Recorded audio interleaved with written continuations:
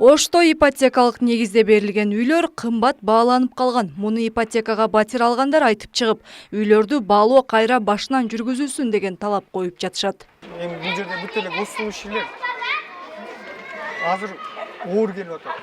Буга чейин төлөп келгенибиз 2 жылдан бери ошо тупталган акчабыз уже банкка төгө берип, уже на нуле отуруп калдык азыр. Уже бияна эч нерсе жок.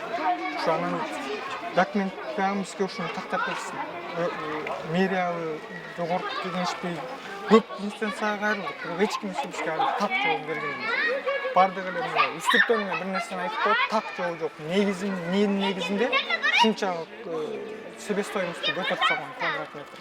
Ош шаардык мэриясы 2010 июнь когалаңында жабыркагандарга берилген үйлөрдөн арткан 396 батирди ипотекалык негизде саткан болчу. Сатуу учурунда ошол кездеги Ош шаардык кеңеши тарабынан үйлөрдү баалоо боюнча атайын токтом менен жобо кабыл алынган. Биз Юстиция министрлигинин сайтына кирип, ошол учурдагы Ош шаардык кеңештин токтомун алдык. Анда үйлөрдү баалоо тууралуу да атайын токтом менен жобо кабыл алынган.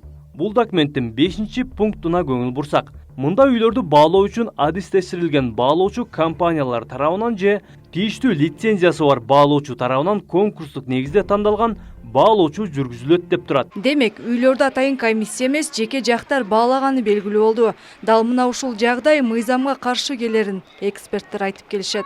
Ошол жобо шаарат кеңешинин жобосунда ошол пункт түздөн түз карама каршы келет 61 берене турак жай кодексинин 2-пунктуна. Ал жерде айтылып жатат, менчиктелүүчү турак жайдын аркын карамагында менчиктештирүүчү турак жай болгон уйгар укуктуу орган, азыркы учурда ошо силер учурдагы маалдагы бул мэрия балансында отурат да, тарабынан түзүлүүчү комиссия тарабынан белгиленет. Башкача айтканда мэрия комиссия түзүп, анан мэриянын эмне баасын аныкташ керек болчу.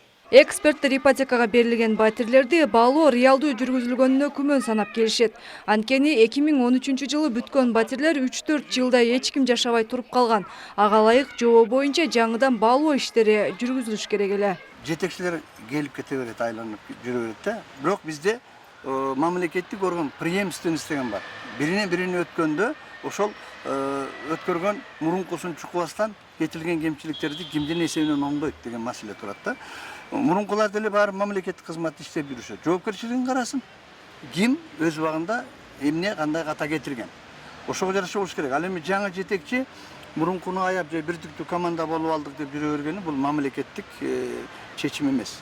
Ош шаардык мэриясынын алдындагы турак жай департаменти ипотекалык үйлөрдү мамлекеттик дирекция бекитип берген баа боюнча сатышканын билдиришти. Ал эми мэриянын балансына өткөрүлүп берилген соң кайрадан баалоо жүргүзүлгөнү белгисиз. Жеке компаниялар өзүнүн ошол эсеби менен, сметасы менен, андайын авизо жүргүзүү жолу менен мамлекет дирекцияга өткөзүп берген, мамлекет дирекция болсо кийин өкмөт токтому менен ал үйлөрдү ошол эсептелген вариантта ар бир үйдүн 1 метр квадраттын баасы мынча сом болот деген баа жүргүзүү менен жалпы үйдүн баасын аныктоо жолу менен мэриянын балансына өткөзүп берген. Силерден кайра эсептөө болгон эмеспи? Эми бизден кайра эсептөө точно болгон. Ош шаардык кеңеши ушул жылдын 26 сентябрында кезектеги сессияга чогулат. Мына ошол сессияда бул кемчилдиктерди кайра оңдоп түзөөгө мүмкүнчүлүк бар.